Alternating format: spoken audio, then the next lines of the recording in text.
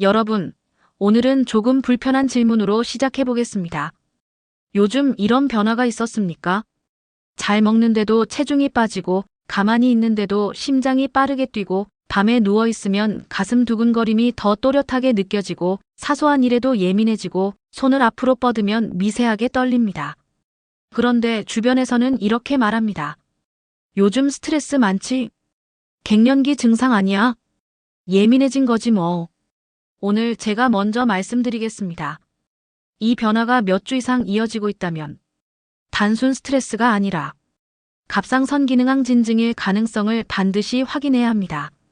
그리고 더 중요한 건 이 상태를 오래 방치하면 심장, 뼈, 근육, 심지어 눈 건강까지 영향을 받을 수 있다는 점입니다.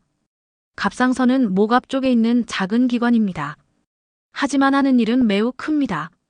우리 몸의 대사 속도를 조절합니다. 심장이 얼마나 빠르게 뛰는지, 체온이 얼마나 올라가는지, 에너지를 얼마나 빨리 소모하는지, 신경이 얼마나 예민하게 반응하는지까지 관여합니다. 갑상선 기능항 진증은 이 조절 장치가 과도하게 작동하는 상태입니다. 쉽게 말하면 몸의 엔진이 계속 고회전으로 돌아가고 있는 상태입니다. 처음에는 활력이 생긴 것처럼 느껴질 수 있습니다. 기운이 넘치는 것처럼 보일 수 있습니다. 하지만 시간이 지나면 그 과속은 부담으로 바뀝니다.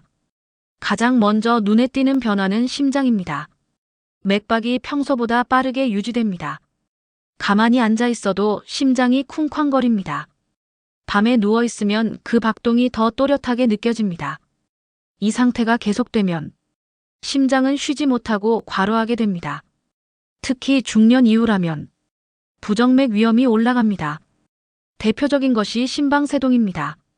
심장이 불규칙하게 뛰면서 어지러움이나 호흡 곤란을 유발할 수 있습니다.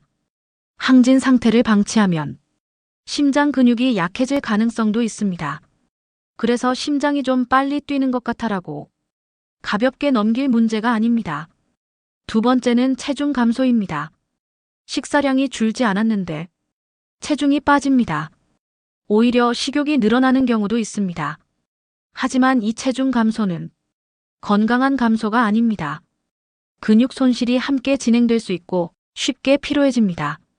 계단을 오르면 예전보다 더 힘들고 팔과 다리에 힘이 빠지는 느낌이 들 수 있습니다. 세 번째는 신경계 과흥분입니다. 손을 뻗으면 가늘게 떨립니다. 컵을 들 때 미세한 떨림이 느껴질 수 있습니다. 집중이 어렵고 감정 기복이 커집니다. 예민해지고 작은 자극에도 쉽게 흥분합니다. 가족이 먼저 변화를 알아차리는 경우도 많습니다. 이건 성격 변화가 아니라 호르몬의 영향일 수 있습니다. 네 번째는 체온 조절 변화입니다. 더위를 유난히 많이 탑니다. 땀이 많아집니다. 얼굴이 쉽게 붉어집니다. 갑상선 호르몬이 많아지면 에너지 소비가 증가하고 열 생산이 늘어나기 때문입니다. 이제 검사 이야기를 구체적으로 해보겠습니다. 혈액 검사에서 갑상선 호르몬 수치는 상승하고 TSH는 낮게 나옵니다. 뇌가 이미 충분히 많다라고 판단해 자극을 줄이기 때문입니다. 필요하면 자가 항체 검사를 통해 자가 면역 여부를 확인합니다. 초음파로 갑상선 크기와 결절 여부를 확인하기도 합니다. 경우에 따라 방사성 요오드 섭취율 검사를 통해 기능을 평가합니다. 원인도 다양합니다.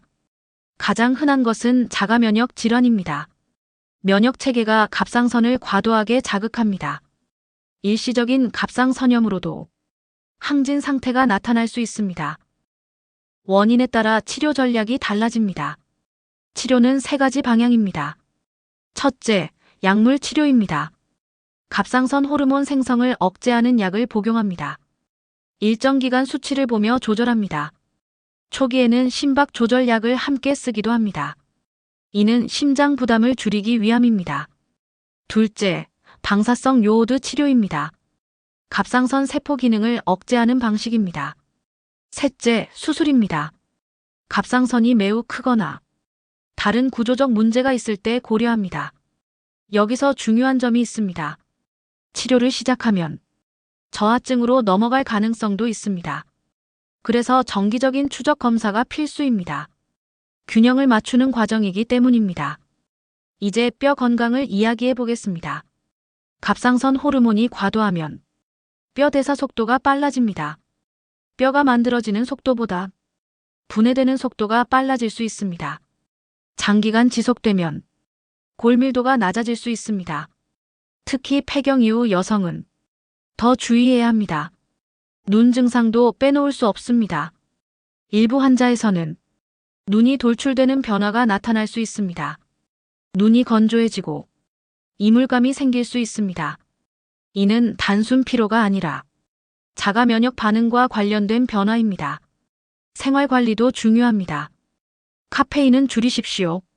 커피와 에너지 음료는 심박을 더 빠르게 할 수 있습니다. 충분한 수면을 확보하십시오. 수면 부족은 증상을 악화시킬 수 있습니다. 초기에는 무리한 운동을 피하십시오. 심박이 안정된 후 점진적으로 늘리십시오. 균형 잡힌 식사를 유지하십시오. 체중 감소를 방치하지 마십시오. 마지막으로 정리하겠습니다.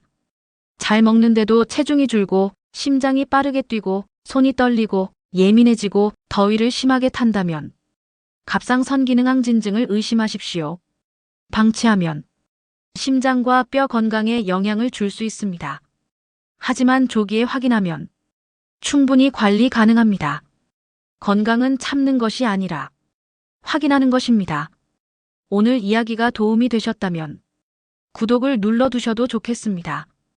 이 채널에서는 중년 이후 꼭 알아야 할 건강 기준을 차분하고 현실적으로 정리해 드립니다. 오늘도 함께 해주셔서 감사합니다.